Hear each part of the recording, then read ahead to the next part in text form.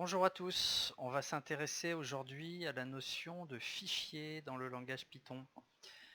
Donc la première question qu'on va se poser, c'est de savoir finalement ce qu'est un fichier. Alors en fait, un fichier, c'est une ressource qui permet d'enregistrer des données sous forme binaire quelque part sur un dispositif de stockage. Alors cette définition est très générale, on va donner quelques exemples. Donc voilà notre dispositif de stockage, et pour fixer les idées, disons que c'est un disque dur. Sur ce disque dur, on va avoir besoin d'enregistrer plusieurs types de ressources, par exemple un texte, ou de la musique, des photos, et puis finalement n'importe quel type de données. Le stockage des données sur un ordinateur se fait sous forme binaire, alors que ça soit du texte, des sons, des images ou de la donnée. Toutes ces ressources elles vont être stockées sous forme binaire, et l'opération qui consiste à convertir une ressource en une suite binaire va s'appeler l'encodage, et l'opération réciproque va s'appeler le décodage. Alors ce vocabulaire est important parce qu'on va le retrouver beaucoup par la suite. Donc pour résumer, l'encodage, ça consiste à créer une représentation binaire de quelque chose qui a du sens pour l'humain, et le décodage, ça va consister à transformer une suite binaire en quelque chose qui a du sens pour l'humain. Donc on connaît tous cette opération et quelques formats d'encodage dans notre vie quotidienne. Donc par exemple pour l'audio, on a tous entendu parler du format MP3, mais c'est pas le seul. Pour l'image, si on fait de la photo numérique, évidemment on connaît le format JPEG, mais là aussi il en existe beaucoup d'autres. Et puis c'est la même chose pour la vidéo. Alors pour fixer les idées, essayer d'avancer un peu sur ces problèmes d'encodage-décodage, on va s'intéresser au cas particulier du texte qui est un format particulièrement simple. Alors comment peut-on représenter un texte dans un format qui va permettre son enregistrement sur un support numérique? Alors historiquement, le premier format qui a été utilisé, c'est le format ASCII, qui utilisait 7 bits pour coder les lettres. Ce format était très limité, notamment il ne permettait pas d'utiliser les caractères accentués tels qu'on les connaît dans nos langues latines. Alors pour une raison simple, c'est que ce format a été inventé par les Américains qui utilisent la langue anglaise, et en anglais, il n'y a pas de caractère accentué. Donc c'était bien pratique, sauf que c'était tout à fait limité pour les autres langues dans le monde.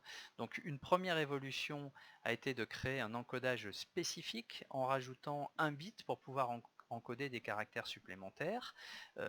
Mais là, on rencontrait un autre problème, c'est-à-dire qu'il fallait autant de tables d'encodage qu'il y avait de langues dans le monde, enfin, ou presque. Parce qu'en réalité, une table d'encodage regroupait toute une famille de langues, par exemple toutes les langues latines, mais il fallait tout de même un encodage spécial et différent pour les langues asiatiques, les langues nordiques, les langues moyennes orientales, etc., etc. Donc tout ça était bien difficile à gérer, et il a émergé l'idée, il y a plusieurs années, d'une table d'encodage universelle, et c'est ce qu'on appelle l'encodage UTF-8. Alors, observons maintenant en pratique cette opération d'encodage. On va considérer un caractère accentué, par exemple A accent grave. Donc, essayons de l'encoder avec la table ASCII. Alors, bien évidemment, on obtient une erreur, car ce caractère n'est pas pris en charge dans ce format. Donc, on ne sait pas représenter ce caractère-là avec la table ASCII. Alors, regardons maintenant ce qui se passe avec une table d'encodage plus adaptée. Par exemple, la table d'encodage latin qui permet en particulier d'encoder les caractères accentués de la langue française. Bon, cette fois ça fonctionne, et on obtient une représentation hexadécimale du caractère, donc une représentation hexadécimale ou binaire. Parce que la représentation hexadécimale, en fait, c'est une forme compacte de la représentation binaire. Alors, on pourrait s'arrêter là, mais on n'oublie pas qu'aujourd'hui, la norme UTF-8 s'est imposée, et si je souhaite encoder à nouveau ce caractère en UTF-8, là aussi, l'opération fonctionne, mais elle me donne une représentation hexadécimale différente. Donc, pour un même caractère, suivant la table d'encodage que je choisis, je pourrais ou pas le représenter, et cette représentation va être liée à la table d'encodage utilisée. Alors, l'opération réciproque, c'est bien sûr le décodage. Alors, évidemment, si on utilise la même table d'encodage pour l'encodage et le décodage, ça va fonctionner, mais dans la vie, voilà, la tartine beurrée tombe souvent du côté du beurre, et donc on va regarder ce qui se passe quand on décode mal ou pas avec la même table un caractère encodé. Donc on va supposer ici qu'on a bien fait notre travail d'encodage, c'est-à-dire qu'on a utilisé le format UTF-8 pour représenter du texte. Donc sur le disque, on a stocké cet élément, et on va chercher sa correspondance avec un caractère affichage, on appelle ça un glyphe. Alors, essayons avec le format ASCII, et bien évidemment, le décodage échoue. Le format ASCII ne reconnaît pas cette chaîne hexadécimale. Alors, on va retenter notre chance avec une table de caractères qui est adaptée aux langues latines, mais là encore, la représentation n'est pas correcte. Mais évidemment, si on utilise la table UTF-8 qui a été utilisée pour l'encodage, alors cette fois, effectivement, on obtient bien la bonne correspondance. Alors, la conclusion de ça, c'est évidemment qu'il faut utiliser la même table pour l'encodage et le décodage, mais finalement, c'est pas si simple que ça, puisque la ressource peut avoir été encodée dans un certain contexte et puis décodée dans un autre. Par exemple, quand vous téléchargez un fichier texte sur Internet, a priori, vous ne savez pas avec quelle table d'encodage ça a été encodé, même si on peut faire l'hypothèse que maintenant tout presque est encodé en UTF-8, mais il existe des exceptions. Alors, on va regarder ce qui se passe dans ce cas-là, non pas pour un seul caractère, mais pour un ensemble de caractères stockés dans un fichier. Donc, le texte qui est utilisé, c'est ici un très beau poème de Rudyard Kipling, qui est traduit en français par André Mauroy, et qui s'appelle « Tu seras un homme, mon fils », qui est le dernier vers. Alors, tout le monde connaît cette expression. Ici, ce fichier a été encodé avec la table latin 1. Alors, observons maintenant ce qui se passe. Alors, lorsqu'on utilise la même table pour le décodage, on peut récupérer le texte sans aucun problème, et on voit que les caractères accentués sont correctement représentés, le texte est parfaitement lu, donc tout va bien. Par contre, si j'essaye de décoder le texte avec la mauvaise table, c'est-à-dire avec une table différente de celle utilisée lors de l'encodage, eh bien je peux voir que tous les caractères non accentués sont parfaitement représentés, mais par contre, tous les caractères accentués ne sont pas décodés correctement, et ça nuit fortement à la lisibilité. Et on a tous rencontré ce genre de texte, notamment sur le web, lorsque le charset du navigateur n'est pas adapté à l'encodage de la page.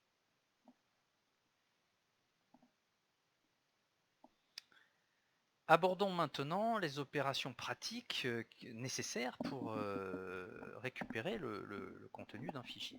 Alors, pour que Python puisse accéder à une ressource, celle-ci doit être ouverte, et cette opération est réalisée avec la fonction open, à laquelle on passe au moins un argument qui est le nom du fichier qui contient le texte.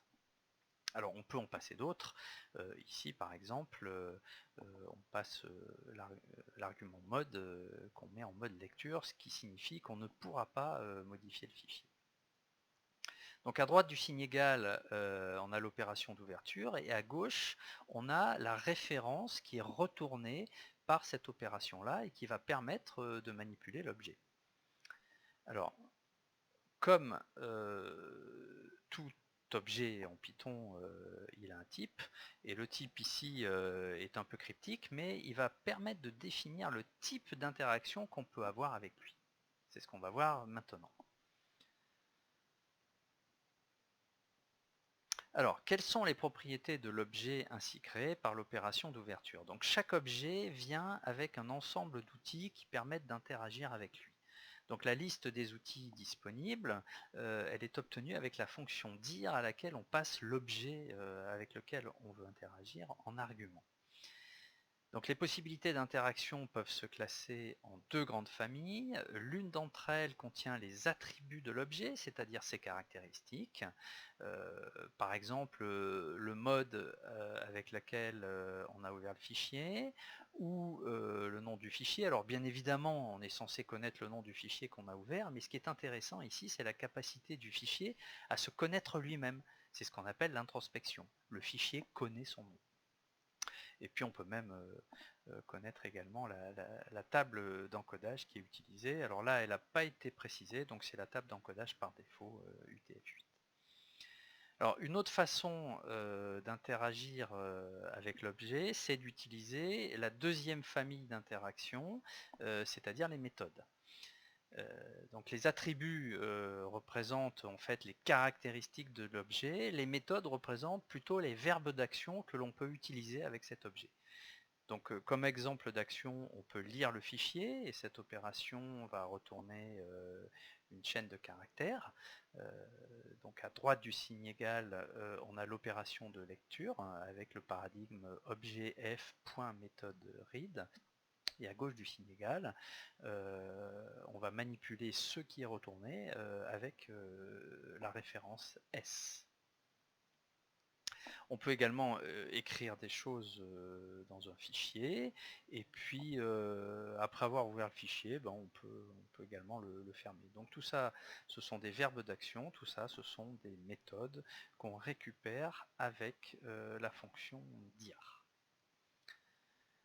Donc on vient de le voir, l'interaction avec un fichier nécessite trois étapes distinctes. On ouvre le fichier, on interagit avec lui et on le ferme. Donc pour simplifier un peu les choses et aussi les rendre plus robustes, on peut utiliser ce qu'on appelle un context manager, c'est-à-dire c'est une structure qui permet d'effectuer automatiquement une opération à l'ouverture du context manager et une opération à la fermeture. Donc l'opération qui se décomposait précédemment en trois étapes peut se simplifier avec le context manager with, puisque cette fois on n'a plus que deux étapes puisque le fichier est fermé automatiquement. Alors cette construction sera privilégiée quand on va travailler avec des fichiers, parce qu'on n'aura pas à se soucier de la fermeture. Alors, non pas que la première façon de faire ne fonctionne pas, mais on court le risque d'oublier de fermer le fichier, ce qui pourra poser des problèmes avec le système d'exploitation. Parmi tous les types de fichiers texte, certains permettent de stocker des données. Parmi ceux-là, le fichier CSV est un moyen simple et efficace pour stocker un ensemble réduit de données. On ne parle pas là de base de données, on parle là de simple stockage dans un fichier. Donc si le volume augmente ou si on a besoin de faire des opérations complexes, évidemment on se tournera plutôt vers les bases de données. Donc CSV, ici, c'est un acronyme anglais qui signifie Comma Separated Values, et en français, ça donne données séparées par des virgules. Et on va reprendre ici l'exemple des Pokémon qu'on avait utilisé dans la vidéo sur les tuples. Donc si je veux stocker les caractéristiques de plusieurs Pokémon, en particulier leurs numéros, leurs noms, les points de vie, les points d'attaque, de défense, de vitesse, etc., on peut structurer ça dans un fichier CSV où chaque ligne va représenter les caractéristiques d'un Pokémon. Donc ces lignes seront ordonnées suivant la structure définie sur la première ligne du fichier. Et on obtient donc un fichier structuré avec une ligne d'entête qui contient la nature des données et autant de lignes que d'enregistrements. Chaque ligne est composée de plusieurs champs qui sont séparés par le délimiteur virgule pour chacune des caractéristiques. Et ce type de fichier est très utilisé pour un stockage élémentaire des données parce que sa structure est simple et que ce format de fichier est lisible avec un simple éditeur de texte. Pour travailler avec ce type de fichier, Python dispose d'un module particulier. Alors rappelons-nous que le langage Python, qui est représenté ici par le cercle intérieur, est fourni avec un certain nombre de modules additionnels qui permettent de résoudre des problèmes spécifiques. Alors, pour pouvoir utiliser un module, il faut d'abord l'importer en mémoire avec l'instruction import. Ça nous permet d'utiliser toutes les fonctions définies dans ce module. Donc, par exemple, pour la lecture des données, on va utiliser la fonction reader du module CSV, et comme cette fonction retourne une séquence, on va pouvoir transformer cette séquence en une liste que l'on sait manipuler.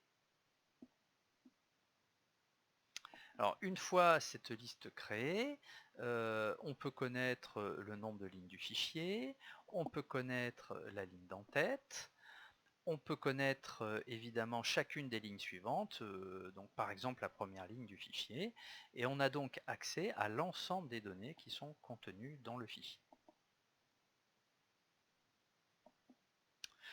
Voilà, on en a terminé avec cette présentation des principes élémentaires des fichiers dans le langage Python, et on se retrouve très bientôt dans une prochaine vidéo pour aborder la notion d'ensemble. À bientôt!